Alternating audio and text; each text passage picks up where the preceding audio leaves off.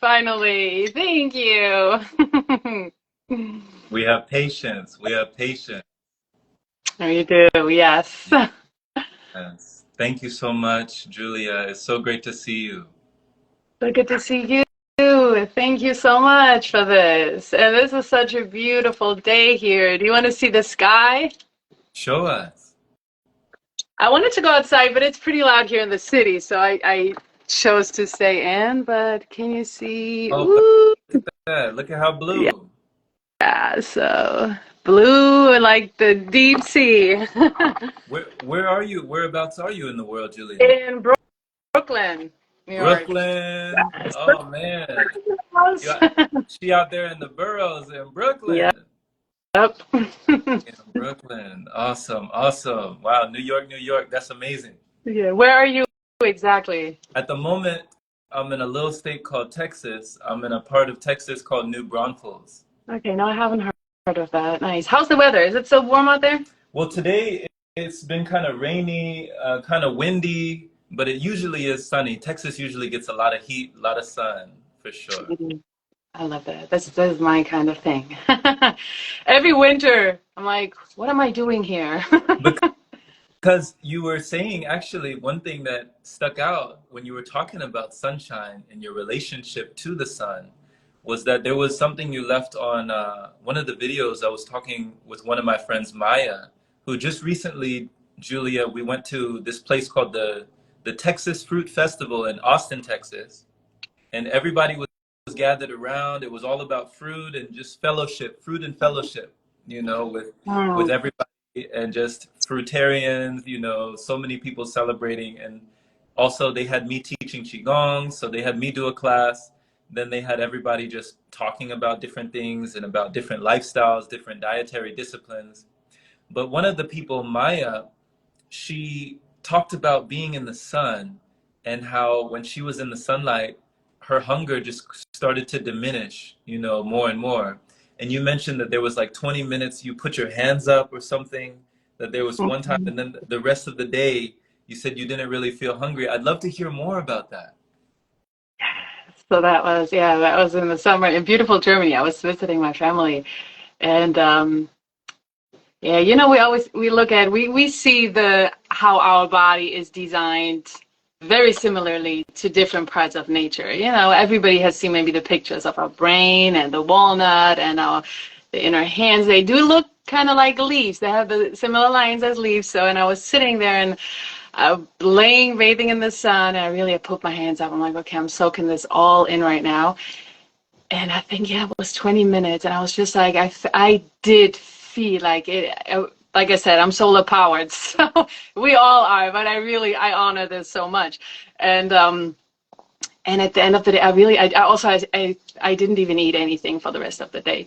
And I've been on a long journey with fasting, with eating and breathing. So, but that was in the beginning. That was, beginning fasting days and not even looking into the fruitarian diet so much. But I was like, wow, this is interesting. And then I've noticed this more and more. You can read thousands of books, but when you really experience it yourself, that's when you learn. That's when you have the true knowledge. Otherwise, you repeat what other people have told you.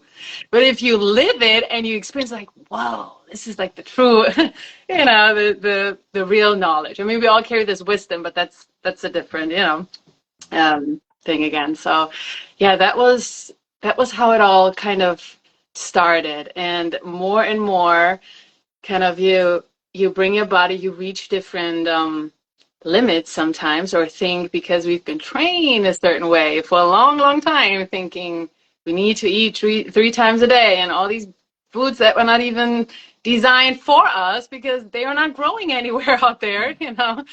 They were not divinely created, has been modified. So that's when, this is how it went slowly and further into this path back to origin, back to divine design. And yeah, that was one moment. But it was really, like I said, I only drank water for the rest of the day and I did not eat. And I told all my friends, I'm like, listen, guys, you should sit not just in the sun, put your hands up and really absorb it. And yeah, so important because most body parts most important parts that want to see the sun that have never seen it because people never spend time alone with the sun. There's always people and so much like shame around certain things and Yeah. yeah. Yeah. Because where do you feel the shame comes around the sun in general? Like, where does the shame come in? You're asking shame for Or this, like just the making shame in blaming and general? saying You this. said there's so much shame around it. Where is that shame coming from, would you say? Ooh, I think it is definitely coming from living in the most in a way where we've forgotten who we truly are, like our true innocence. We're Mm. born innocent. We're there's innocent even in running around naked. There's one thing this oof, and I'm going right and left here, but it was so interesting about a tribe living together, and they're all, I think most of the time they're naked, really in tune with the sun. And they even, and that got me, and this might sound crazy to a lot of people, and it's okay, parents do make love in front of the kids. Kind of like, when you see animals, there's no shame in that. But so the study, what I was reading, and I know there's oftentimes also studies that have been modified and stuff, but the interesting, and that got me thinking, was that there was no crime or anything in that tribe, nothing, no violence, nothing. Because, and that show if you grow up knowing what like true love is, and that it was pure. When this is pure, then there is no shame. And I was like, oof, this went so deep in the beginning. I was like, that sounds a bit crazy, I don't want to hear it. But that's when you have to lean in, and you have to be like, wait a second, let me step back, look at it like from a broader perspective. Does it make sense? And it did so much. And I think it's just in this certain environment we can never imagine, because it has been polluted from so many sides that it's unimaginable for us. Wow. But Thank you for aha. sharing this, Julia. Like, thank you just for bringing this in because I have not heard so much about this. Can you remind us what is the name of the tribe? What is the tribe called? I forgot. I would have to look it up, but I was reading it, and I was just amazed, and I was like, whoa. And so they just all live in harmony with each other, and children grow up seeing this is true love, and this is what. There is no just taking the wrong things as love, which is not. The divinity is still there in those things, and oof, that got me really thinking. Yeah. Hmm. Divine design. I love the way that you say divine design, Julia. Like just those two words together, it just has such a powerful energy when you talk about the design that's from the divine, or that it's been divinely designed, and we are divinely designed. So when you talk about true love in this tribe in particular, and growing up understanding true love, seeing true love, freeing true love, and being true love, what would you say is your definition, because so many people have different definitions. That's a good one. I think 100% being accepting that, and accepting every other one without feeling even the slightest need to change anything. Because in that way, when you're capable of doing that, you've accepted you with, yeah, I know there are moments we learn, and we keep evolving. Um, but when you can do that, and see that everybody's from the same source, and again, what I said, we were born a certain way, and everything else is kind of like the outside influencing certain things. So I think there's a reason for everything. Everything can be reverted. We can always go back if we want to, if we're ready for it. So I think the true love is just being surrendering to what is, accepting it, and being grateful for it. And that applies to things that are like situations, not things, but humans, yourself. I think when you can do that, that's the embodiment of love. Hmm. Okay, so accepting that everyone is of source, like saying, of course, we're all coming from source, and then understanding that gratitude, but also that surrender. So when you said surrender, Julia, that feeling of surrender, what was maybe one of the most challenging things that you were tasked with surrendering to? And what was the most challenging thing that you would say that you had to be grateful for? Like, what could you say that you are grateful for today that was challenging to be grateful for this? Ooh. You got the good questions today. I mean, you gave it to me. You're giving it to me. It's like, my question is, how deeply am I gonna dig? How, um,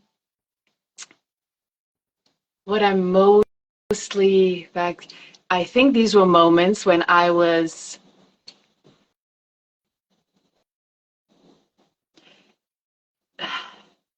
in either fear of losing something, someone, Mhm.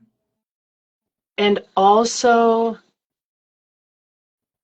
maybe by a group of people when being younger, growing up as a teenager. I feel like that has come up a lot, being put in a certain light or called things or whatever, and not, that not having, or that not letting me define me anymore. But being grateful now for that, because it has shown me so many things later on and realized to growth. So these were totally two different, very different things. But I think these were the ones I'm still so grateful for, because you can learn. There's so much learning in that. And I'm sorry, the other question you said? Yeah, about surrendering. What was one of the most challenging things for you to surrender to? I think that was in my relationship. Because we have different. I used to be very resistant with, had resistance towards religion, and I was always calling myself, I'm very really spiritual, and my husband being Muslim, and we loving each other so much, and I just surrendered at some point because this didn't work anymore. This doesn't work for a long time, so that helped me see the beauty of it. And now I'm actually now so grateful for this, for what I got to learn, how we got to connect, and seeing that, you can have different approaches, but if the core values, the morals, and the purity is the same, it does not matter how it's being approached. Mm. Whoa. Say that again. So you said if the core values and you said something, the purity, if it's the same, then And it the doesn't even morals. matter. Yeah. So if you have the same values in your life, the same Right. morals, Right. and you come from a pure heart, it doesn't matter. It really doesn't, because the connection is there. And I know, I don't believe, I know that there's a reason we both chose this to be like, hey, whatever comes up in the next life, you're gonna find together, and you're gonna stay together, whatever it is. So I surrendered, and the softening that was happening, that allowed so much amazing things, so many things to come in. And that's what I'm truly, truly grateful for. Beautiful. Beautiful. Oh my gosh. What a beautiful example. It sounds like like we are never apart when we come from the heart. Ooh, yes, you got it. Exactly. So the Yeah. heart, like that's where we start. Okay. Mm-hmm. We're never apart. Mm-hmm. I love this. It can be the light in the dark, you know, Yeah, when we come true. from the heart, when we start with the heart. This is real.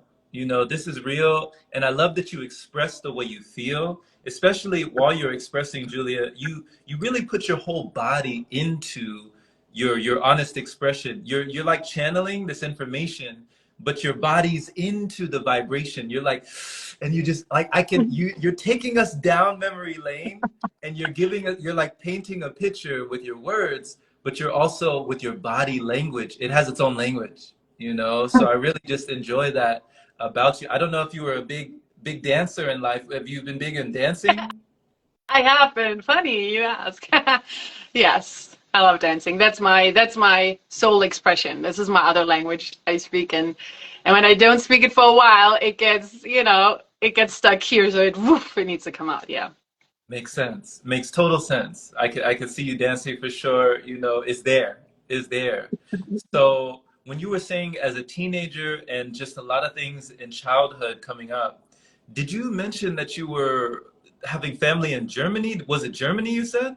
Yes. I Yes. was born in Germany. Wait. What? Me too. Yeah, Where? Stuttgart. Stuttgart. Oh, nice. Oh, I remember you saying Stuttgart before in LA. Yeah, I was born in Cologne. Wow. Wow. So how long has it been since you were back there? Is your family still over there? Yeah, yeah. So I was just in the summer. And then my mom, she visited me 2 weeks ago with my niece. So yeah, I'm always going back and forth. I used to go twice a year. So now I go once a year and I stay for the summer a bit longer, Okay. a few weeks. Because the winters, I don't know if you remember, the winters get very cold and dark. I can't do this. So Yeah. back and forth, you go back and forth to visit family. What made you want to ground here in Brooklyn? What made this the place for you to sow those roots? It's that was a long time ago. The first time I came to New York was 2010, and it was because of dancing. Mm. I needed to go. I wanted to try out all the dance studios here, so I came in 2010, and yeah, things have just been. I fell in love with the city, with the people, the culture, cultures, people coming from all parts of the world, and everyone is meeting here. That's the beauty, and the conversations I have ever since, they don't stop. They you go outside and you don't know what to do. You go outside and you might have the best day of your life. So that was really always magnetizing me to the city. And then yeah, I had my journey with it too, because 2020 was a bit crazy here as everywhere. So and I went to Germany for actually a year. My husband was there back then, so I stayed there for 15 months. It was supposed to be 8 weeks, and then my flight was canceled. I'm like, okay, I guess I'm gonna stay a bit longer. And I did, and I was very grateful to spend that time with family, with my husband back then. And yeah, and then we came back here, and I'm here. And now I have, as I said, I'm also a jungle mermaid. So I do like the water and the jungle and the greenery. So recently I have been, looking into Florida or places where I have all of that. But there's one part of me that always brings me back to the city. And I think it's just the vibrancy of all the people. That's what I do love. Yeah. Okay. Okay. I love that honesty. When you're talking about that's an affirmation right there when you say that if you don't know what to do, you just go outside and you might have the best day of your life. Right? I love that, just to have that as like an intention or just an inspiration or a vibration or words of affirmation to say, you know what? Just go outside, you know? Just go outside and who knows what is around the bend? Who knows what's around the corner waiting for you? You have no idea. So I love that it sounds like you attract these things into your world. Like just with that attitude alone, it almost feels like there's a gravitational pull towards the highest vibration. That is true. Because the topics I have in my life, and then when I have my Prospect Park is my favorite place. This is where I actually wanted to take you all, but then I was thinking about the noises and thought, okay, maybe next time. And I've had moments where back then in 2020 I got into moon stuff and certain things and what I was manifesting at that time. And I walk into the park, and I kid you not, there were so many people because everybody was in the park, and I was skating on my longboard. And then just suddenly somebody was talking to me out of all the hundreds of people there. He was like, hey, and I turned around and he said something about and I was like, what are you doing here? And he was foraging herbs. So, and mushrooms and this. And he's like, and I was like, are you serious? Because I was just looking into these things. And he was like, oh, let me show you. Here are the chives that are growing. People don't even know. And all of this came to me when I was actually looking into the herbs that are growing. Let me tell you this. It blew my mind when I think people go in the park, sit on a blanket, right? They sit on food. There's so much food growing out there. They sit on, and then they come with their plastic things they just bought in the supermarket. I'm like, you sit on food, but you go in a place to buy food in plastic that's like, it's growing everywhere. You just gotta learn this. So that was one of the moments. I'm like, whoa. And there's another one.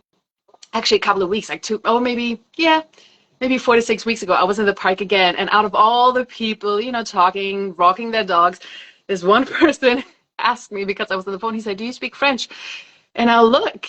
Oh no, he was sneezing. That's what I said. And I said, I think I said maybe Gesundheit or bless you. I don't remember. And then I think he heard an accent. He said, "Do you speak French?" And I said, "Yeah."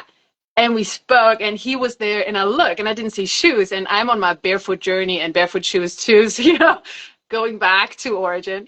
And I look and I said, "Don't you have shoes?" Because I like that. And he was like, "Nah, I walked here, but I have some in my backpack, but they're barefoot shoes." I'm like, "Oh, good." And then we started talking about the craziest things in the world, where everybody who would listen to us turned around, and I thought we are crazy. So we had the greatest conversation. He's like, "I didn't know people like you are in New York." And I'm like, "We're everywhere."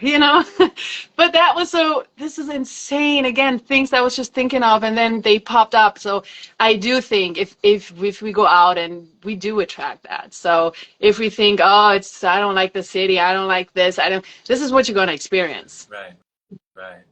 No, no doubt. I definitely agree with you, Julia. Like whatever we're looking for, we will find it, undoubtedly. It's that perspective that we have in the collective, and that perspective that becomes our directive, Hmm. that becomes almost like our energetic objective to find whatever aligns with that perspective. So, that's why I try to keep mine protected so that the energy will always be reflected, and that the truth will always be connected. Yep. Yeah. Yeah. Yeah. So I love this, Julia, that you go to Prospect Park. I love the name. The name, it's like your prospects rise. You're raising your prospects Hmm. in Hmm. Prospect Park, you know? Yeah.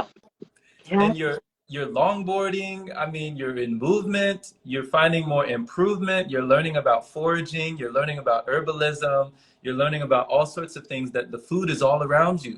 The earth, Mother Gaia, earth, that nature always provides. Always. Nature always provides. Yeah. Yeah.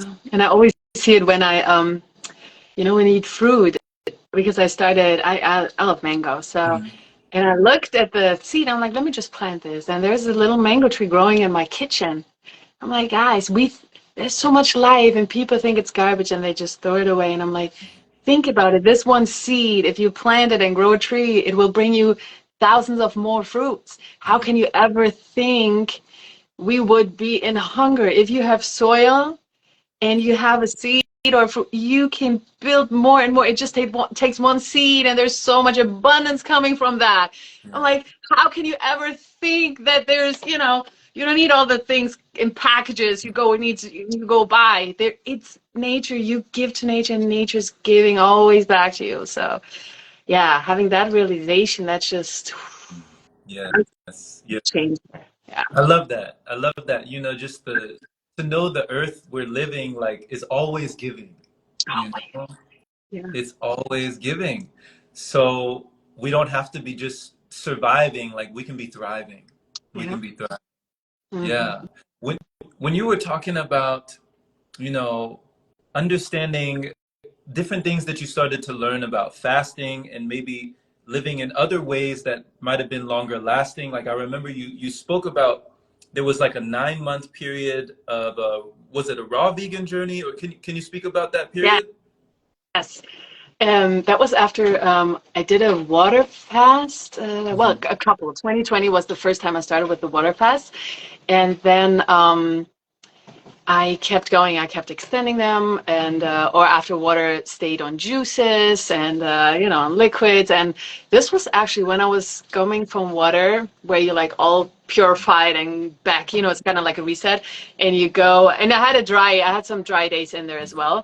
And then when you go to juices, I noticed I was flying to the subway. So it was really, I felt like all the pains I had before, my knees or this, it was gone. I was running, and I felt light like a feather, and I was running to the subway because sometimes I'm late. And then I was really flying. I could have flown to the next station.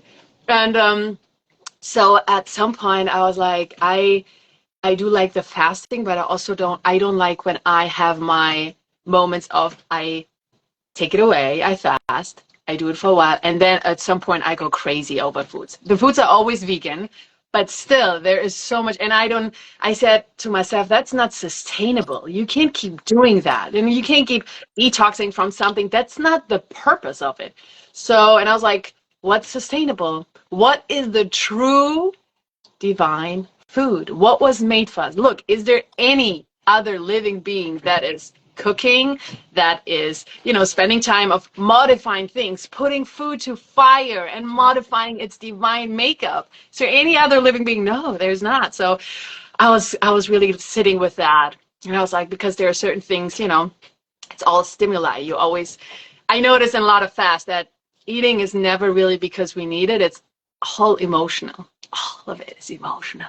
People don't want to hear it, but I had to admit it. And I know how it is. The hardest part of the fast is almost, for me, the sitting with those emotions and not distracting. Like even just a grape, even just sometimes unconsciously putting a grape or a nut in your mouth. It's like you running away from something. You're kind of covering up something. So, and then what I did is I was like, no, so I did a 2 weeks fruits with Nova. Do you know Nova, Earth Oracle? No, not She's in Australia. okay. Oh, I love this woman. Yeah, she's amazing. She's a mermaid too. Okay. um, So you did did she? something with Nova? Yeah, so it was 2 weeks fruits. And also the difference of what I did before is I did not really eat dates or nuts. And that's when I noticed when you really on pure hydrating fruits for 2 weeks and you eat a date or even a banana, oh, this is dense. This tastes dense.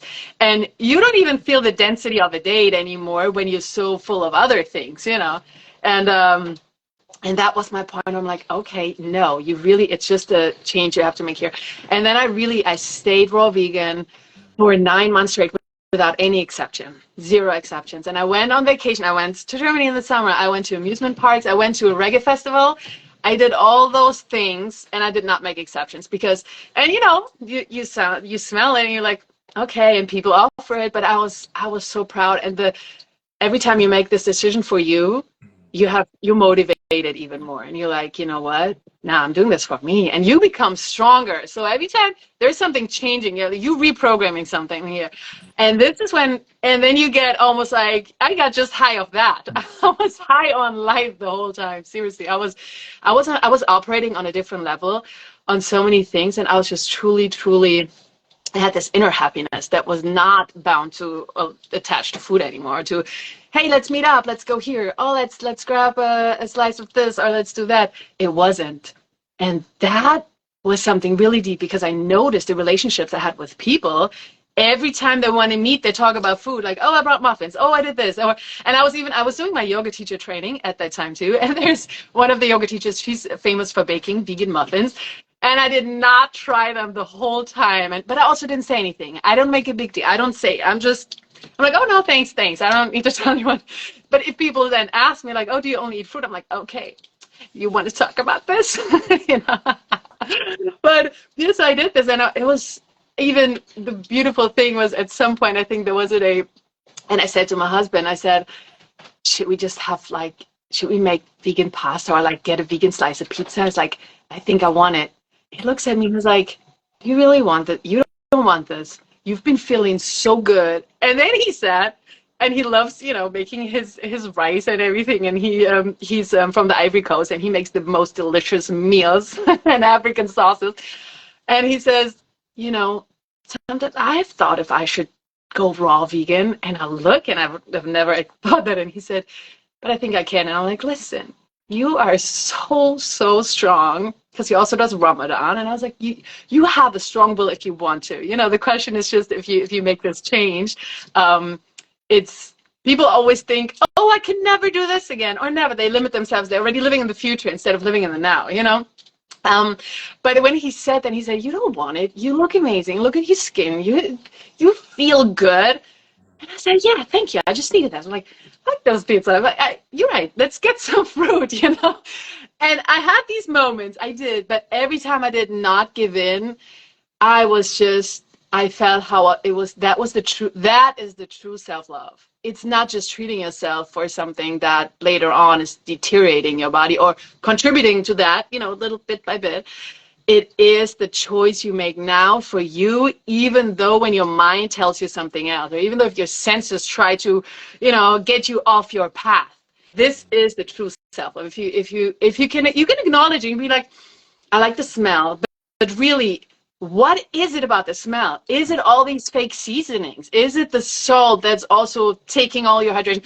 What is it really? And I got deep into this. I'm like, why am I liking this smell? Are these like these modifiers, you know, the glutamate, the MSG, all these? I'm like, is it that? And if yes, then no, go, you got to reset, go back. And at some point, at a certain, if you keep doing that, you reach a point where what tastes good is not the same as you thought before. Like all of a sudden, healthy tastes good. If you see the grease, you smell it, at some point, it's like it's a turn off. Oh, it smells so good becomes a turn. I mean, like, think about what this does. When it becomes so pure, you're not even attracted. But I would say it did take me a while to get there, to be like, And then there was a day, because the story doesn't stop here. We were invited to something. And after 9 months, that was when I made my very first exception. And I went to this vegan Mexican restaurant. And when I went home, I didn't even feel good. My heart, something in my soul and my heart was happy, because, you know, it was just like, oh, yeah, I was just eating all these amazing Mexican dishes. But I felt so bloated. I felt so just heavy. And I felt like I was not breathing deeply anymore. I couldn't, because when you're full, you can't breathe deeply. You can't do deep belly breath if your diaphragm's blocked with food. So that was my moment. I'm like, was that worth it? Was it really? And I didn't beat myself up for it. I'm like, it's okay. It's good, because one thing I learned, and we never go back. It is a spiral. So every time you come around again, you go deeper. You have a different, you have a different understanding of a different consciousness. So you're not just running around in circles. It's like, no, now I get this. Let me see. Or next time when you're like really pure, and you all of a sudden eat something with salt, or your knee pain comes back, or you see your ankle is inflamed or something. It's like you get to know your body even more. So it's really you going deeper with it. And it's good to be aware and conscious, and not just keep doing the same things, because then it's up to you. What do you want to do? You see what it's doing. Do you want to keep doing this, or do you take responsibility for you? So, but again, some people, they don't want the responsibility, or they just want to live and have fun now. So that's the question. Do you want to live a mediocre life and keep doing this? Or do you want to like go on another level where you never, and I'm telling you, most people, they don't know how amazing they were designed to feel. They don't. They think, yeah, it's like this. And when you like 45 something starts hurting, and it's like, no, get rid of all these unnatural things and see how you will thrive even when you're 80, 100, 400. Yeah. And I think when you once got a little slice of, like, when you get to taste this, you don't want to go back anymore. So, but I do have to say, as I am still on my human journey, I did make more exceptions after, and it got worse and worse. So at some point, I was in Florida with a friend. It was hot, and I'm really active, and we were driving everywhere. So this car life is not mine. I need to take my bike. I need to walk. I need to run, dance. So we were a lot in the car and eating a lot of delicious things, we thought, and my ankles were swollen. I was scared. I was praying. I was like, what's going on with me? And I was like, what? And now every time I do something, I see it right away. So that's the thing. My body, I think, didn't even have the capacity before to respond to that, because it was so busy with other things. Whereas to now, once you have a pure vessel, it gets to give you signs right away. Right. So I would say, and that's what people need to understand, when your body's actually, when you have symptoms, beautiful, because your body's working. It's working in a way it's supposed to. When you don't have symptoms anymore, it's like something major is going on, something else, So, and these were the signs. Or even I noticed when my mom was here before, I had a month full of travel, and I went here and there. I made an exception here and there, and I noticed in the last month, not now, I had like at least 2 or 3 days of crazy major headaches, and all the 9 months they were gone, nothing. I was just really so. And this is how you see, and it's like no. So yeah, and it's so logical. I mean, it just makes sense. Eat what is made for you, and then you'll be fine. It's like people would never put the wrong fuel in their car. They treat the car like You know, they would never. And if it's broken, it's like, oh my God, but the car is replaceable. You are not. Your health is not. So that's the thing. Is like, Treaty, you would never do this. So why would you do it to yourself? And then you reach a point where it can't keep up. Just give it a break. So yeah, that was that journey, and I'm still on that journey. But I'm so it's a new fast is coming up soon, and I'm back to my fruits, and or at least raw vegan. So I do some salads, or I make myself my delicious sauces with like some cashews, and then I put a red pepper in, and but I try also stay away. I have my weeks of no spices at all, and if it's no salt. Salt is really, really something I had to get away from. Yeah. Wow. Julia, I just have to express so much gratitude for you right now. Just, oh my God, you're streaming consciousness. Consciousness is streaming right now. You are light beaming right now. You know, it's just amazing to hear your experiences, your feelings, the emotions, the expression, and the lessons and the blessings from the roller coaster, the up and down, around and around, the in and out, the back and forth, the humanness, just your humanness, the humbleness of humanity, like understanding like, hey, I'm on this human journey, and we all are, you know, we all are, like, we are never that far. We all are. So just to embrace that, to bring in that kindness and compassion for you and all that we do is the great way to let the love come through. You know, I love what you said, Julia, about self-love. You said it's like self-love is not just about saying yes to everything. Oh, yes, treat yourself, indulge, be good to yourself, treat yourself good. Like, oh, have it, go ahead and have it. That's self-love, right? Self-love. You're saying self-love is also about boundaries. You know, it's about saying no. It's about saying, you know what? I love my body enough to say no. And that's another form of self-love. Like, you brought that in just now in such an eloquent way. And you said exactly what Nabiha, you know Nabiha. She always, I mean, she always tells people about the car, you know, like, we Oh, are the driver. This is our only vehicle. You know, she's like, I see people all the time stepping out of Bugattis, stepping out of Ferraris, stepping out of Lamborghinis, stepping out of these luxury vehicles, these sports vehicles, and then they're walking with a cane, or they're like hobbling, you know, they're stepping out of a fast car, but they're walking very slowly. They don't have that vitality, they don't have that vibrance, they don't have that rejuvenation in their body, but they're taking care of that vehicle really good. You know, they're making sure it's maintenance, it's getting checked, it's going to the shop, we're putting it in, we're making it happen. But when it comes to their body, it's just the opposite. So thank you for also bringing that in, of the body being the greatest accountability partner we have. I mean, we have it. It's showing us right there the indication, what is indicative of our ingestion, what is indicative of our digestion, what is indicative of our lifestyle and our choices, the power of choice. Like, thank you. Thank you just for using your voice to illustrate the power of choice, and to understand, like, wow, when your feet, your ankles are swollen, when there's all sorts of things in your colon, when there's so many things going on and you can't control it, it's like when you feel bloated, you know, your body is letting you know. Your body's like, hey, hello, is is anybody there? That's the body. So thank you for this. This is amazing. Thank you. thank Yeah, you. yeah. So, oh my goodness, you know, there's so much just to unpack with what you said, but you also touched on family. How has your family responded to your changes in your lifestyle? Is your family back in Germany, like, are their eating habits very different than your habits? Like, what is the reflection of the connection there, or the disconnection? Have you received any judgment? Have you received any, you know, perspectives from loved ones, people that you've grown up with, or people that have seen you grow up? How has that dynamic been for you? It was actually very positive. Okay. The funny thing is, my dad, I spoke to him yesterday, and since 2015, I've been vegan. And then I asked him, he asked me about certain things, and I was like, yeah, but I think it's not vegan. Or, I mean, I can veganize anything or make it even raw but now.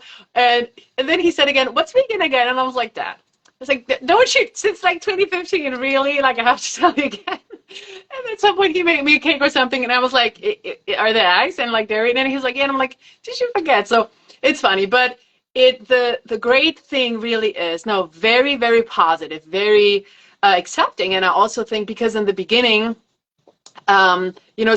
sometimes that was when I woke up to like what's going on in the animal industry, and I could not support this anymore. And that's again where I took my my responsibility, because I always wanted to go to other countries and save the world. And then I see this thing and I'm like, wait a second, I can start right here with me and my everyday choices.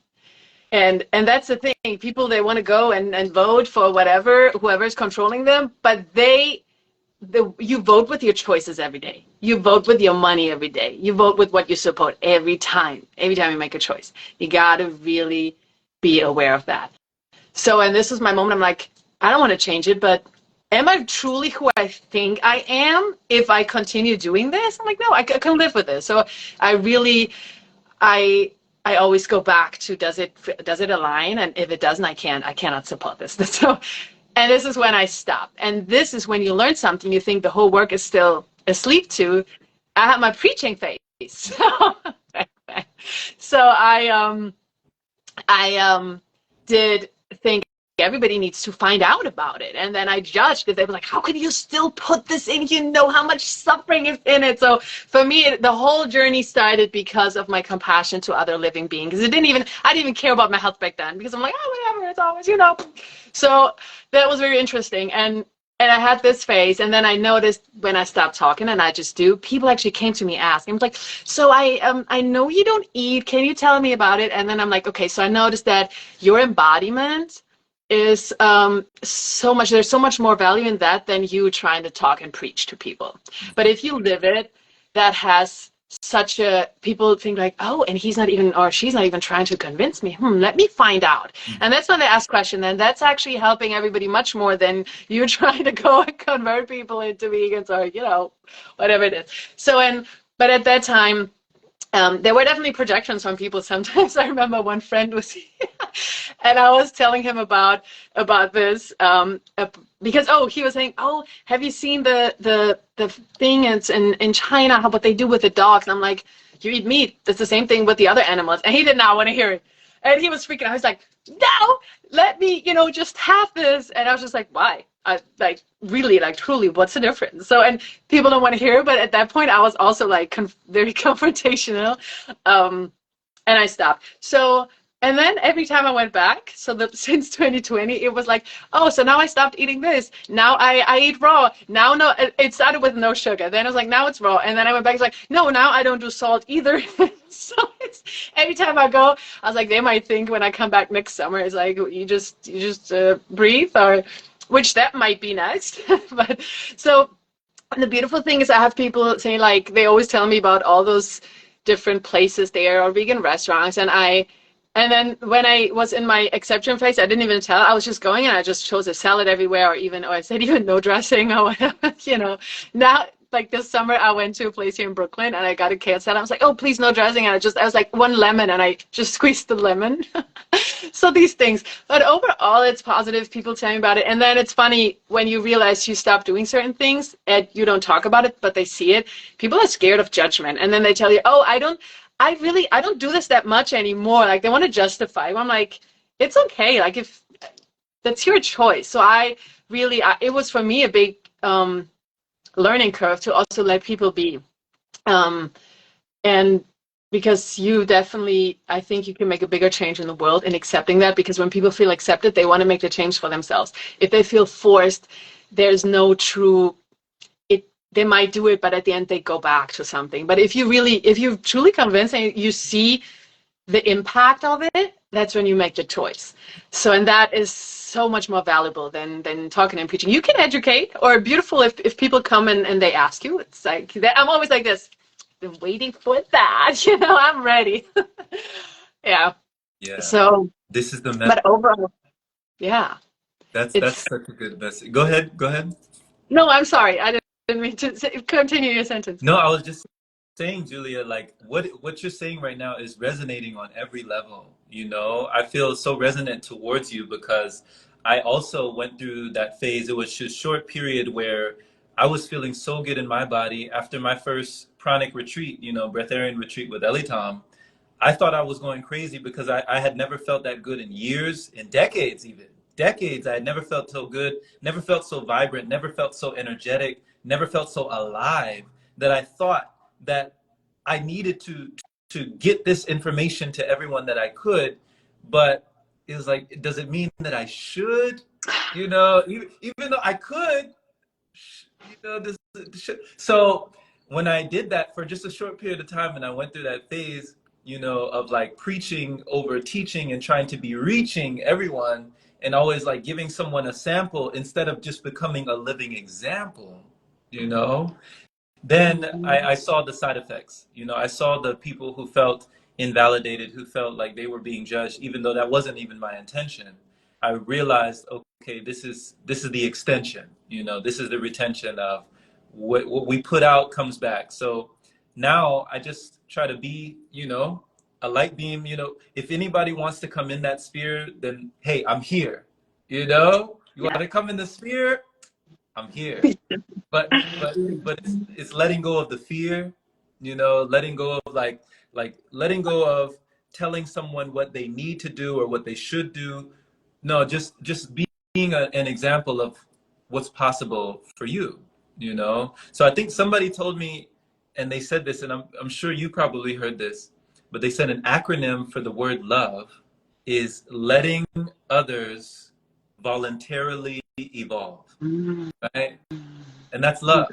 Like just to let others voluntarily evolve, whether they do it or not, that's their choice. You Yep. know, that's their choice. And just being a living example, and people will come to you with questions if they have them. And you said that one of the greatest things that level of acceptance is actually one of the best ways for somebody to make a change because they see you as an embodiment and not someone who is trying to profess or trying to, you know, that's a lot of stress when you profess something. So they're just like, you're glowing, Julia. What are you doing? What are you doing? Your skin looks really nice, Julia. What you got going on? What's going on with that? Right? You seem very energetic. I don't see you drinking coffee. What's happening? What's happening with that? Can you talk about that? So it just makes sense to let people come around, you know, but I love what you said as well about a vote. You're voting every time you make a choice, every time you make a decision, that's like a vote for your vehicle and a vote for life, you know. Yeah. Yeah, you're right. And what you said, it's when people evolve voluntarily, they come from a place of oh, I have this ringing in my ear now. Woo! Oh my God. Wait a second. Hmm. Okay. This is when we have to tune in, like when we listen to what's really That frequency. I'm back. Yeah. Yeah. Um, no, it's when we try to preach um, or change people, force them, they always think something will be taken from them. And Mm-hmm. this is where the resistance is. And when you see that, and you kind of, it's more when you stop talking and they do it by their own choice, they're coming from a place of not they're deficient in something or they're not good enough, but it's like that can add something to my life, not it's taking something away. And I think when you understand that and operate from that point, you'll be at more peace, they'll be at more peace, and at the end you'll find a common ground, or and it doesn't always have to be a common ground. Everybody is, their own individual, but it is so much more harmonic, even though when you are on different paths. Yeah. Absolutely. Absolutely. I also relate to you, Julia, when you talked about how, you know, back in the day, you weren't even really so much concerned about your health. But when it came to the animals, you know, same thing here. Like there was, you know, years ago, health was the last thing on my mind. I mean, I was living, I was living on ramen noodles and bags of you know, wings and things and rotisseries and lathering everything and dressing and condiments. There was never enough. I was saturating it. It was never enough. You talked about like squirting the lemon as you're dressing. My dressing had dressing. Okay. My ketchup had something on top of it. Like the hot sauce needed hot sauce. That's how desensitized I was. I'm serious. And so it was when I watched a documentary called Earthlings. And this documentary is narrated by Joaquin Phoenix. Have you seen that one? You know, it's funny. Everybody told me about all the vegan documentaries I should watch. I was already convinced. I was like, I can't put more suffering You into me. I was like, I don't don't need need it. to see it. So You I don't need it. never actually went in there and watched it, but I know I've seen parts of it and I'm aware of Yeah, it. Yeah, yeah. So yeah. I know I've heard of it, of course. Yeah.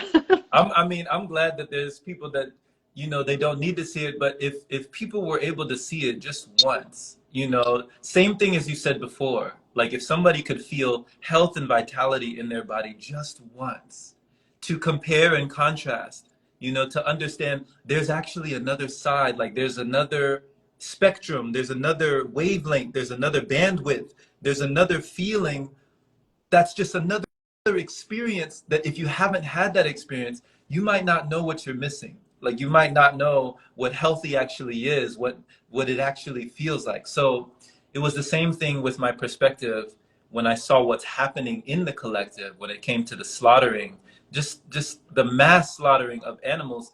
I mean, we're talking about billions, billions just being bred just to die, like bred to die. And so when I watched this documentary, I mean, my heart, my Mm. mind, my emotions, everything, my identity, my whole identity that had been wrapped up in consuming something and contributing to something that I had no idea. I just had no idea the ripple effect, the far reaching, just how many died just for our enjoyment, you know, just for the taste, the pleasure, because it's not even keeping us alive anyways. You know, it's literally desiccating flesh that's rotting and it just stays and decays in the body. So when I saw this, it was like I was living a lie for the majority of my life and I couldn't go Mm. back. There was no going back. So once you see something, you can't unsee it.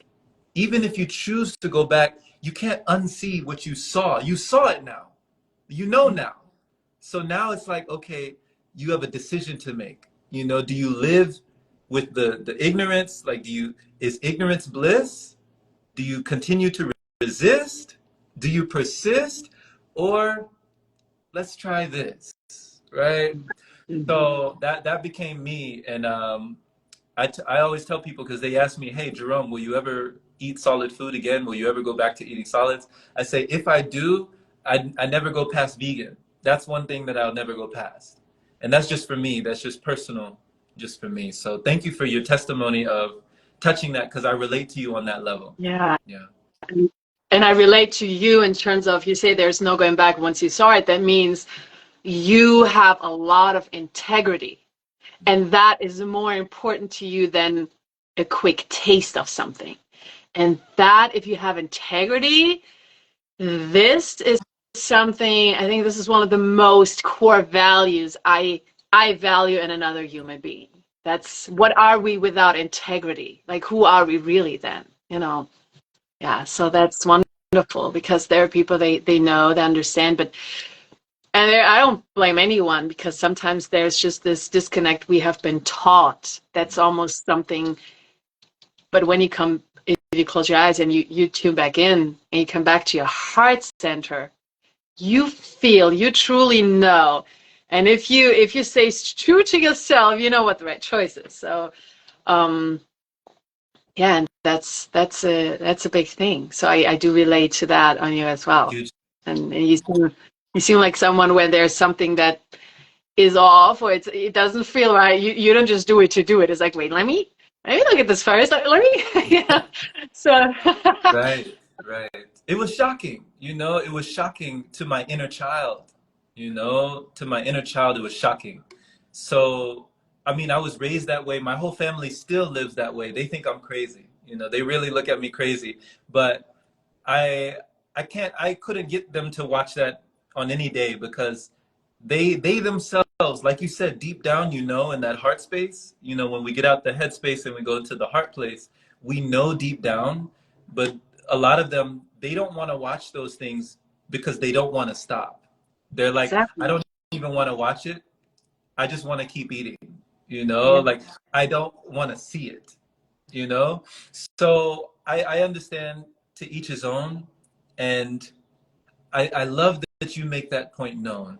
You know, I love that you have that because it causes less division and less separation when we understand that there's just, you know, people have to arrive, and some people arrive through inspiration while other people arrive at desperation. Sometimes you have to be desperate to make a great leap, to make a great change. Sometimes it's the only option that you have left. And that's when people, you know, we don't want that to be the catalyst that changes the consciousness, but for some people that is the thing that catapults them into a new arena, and they say, okay, now I have to make a change. There's no looking back. So I just want to thank you, Julia, just for this time with you today, your testimony, just your wisdom, your knowledge, your expertise, your experience, and just your embodiment of just being a light in the world. I feel like we could have like 3 more of these conversations and still be scratching the surface. It just oozes.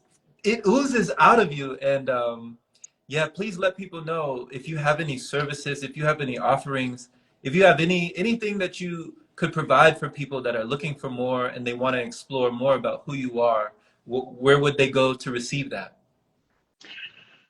Oh, just thanks. I didn't even expect that question.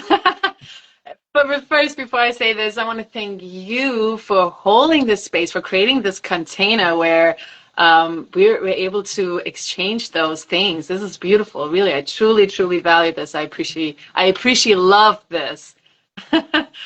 So thank you for that. And I do, I always, as you noticed, my term divine design. So I have different approaches to how we can like holistically come back to our divine design, and that starts with us on all levels. So that is number one, spiritually, mentally, and physically. It's practicing, if it's movement, if it's asanas, yoga, meditation, breathwork, but also I do sound bath and sound healing, so that on a cellular level it can all be harmonized, and then it's the raw fruit. And yeah, so if you just go to Soulmate Aura, even I have a food page and a jewelry page with my crystals there, everything is linked. But overall, I'm just here as me, and I'm here to I love having conversations also in DM. So speak to me, ask me questions, and yeah, that number one is just the connection, the community, because I love now. I see all these people, and I was like, oof, I love people, you know, creating community with like soul, like mind people, where you can have certain conversations, and that's just so beautiful. There's so much value in that. I I truly value that. So yeah, just message me, ask me questions, and you'll see. And I also do Reiki. I have been getting into that, and yeah, so yeah, all of this. Whoa, All whoa, different levels, all energies. multifaceted, And if multifaceted. anybody's in Brooklyn and wants to meet up and hang out and dance, I'm up for it too. Yeah. Move the vessels, yeah. Awesome. So you said you do Reiki. So you did I did hear you say you did your yoga teacher training. So the yoga, Reiki, and sound healing. Sound Yes. healing. So not just healing you on a cellular level, healing you on a cellular level. And oh my Mhm. goodness. So that's just so many multifaceted. So I mean you do it all. You do it all. You're an energy worker. You Yeah, do it. we're more than just one of the, you know, one of the parts. It's like it's the whole thing, the whole container. So yeah, and again, just I love having conversations about this. So this means so much to me. Thank you, Jerome. Awesome. Let's do it again sometime. Let's do it again. Yeah. So everybody have a wonderful, wonderful And, day. And let me, you know what? I actually, you uh-oh. know what I have here. We close it out with a nice ring, okay? to reset the energy, clear it all up, and then prepare us all for the day, for the rest of what's to come. Okay. So this ring will also place a whole bubble around you of protection. So I'm going to send this with it, and I'm going to invite you all to close your eyes. Take a deep breath in through your nose, into your lower belly, your mid belly, up to your collarbones. Hold it there. Enjoy the oxygen going through your body, and relax your upper chest, your mid belly, and then your low belly. And do this one more time through your nose. Deep belly breath.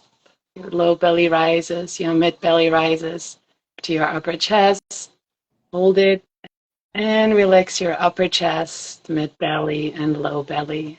And I'll keep your eyes closed and enjoy this sacred sound.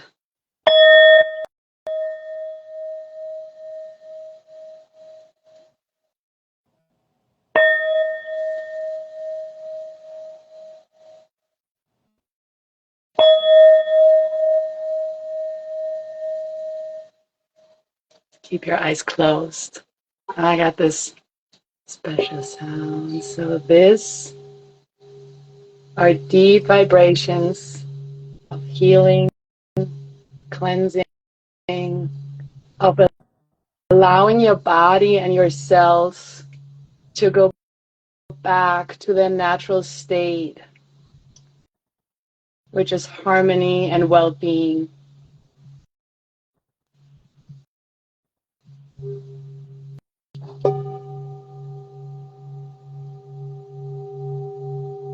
Another deep breath.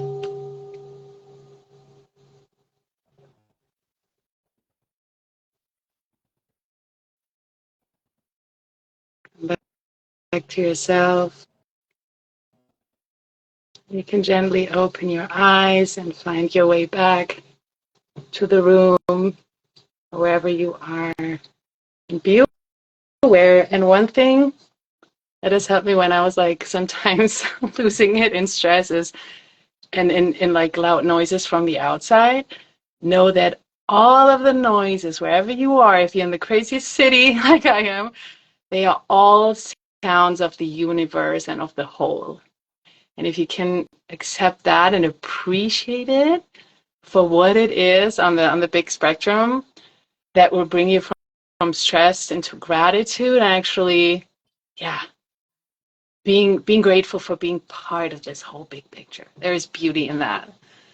So, and know you can always come back to your breath. That's the anchor.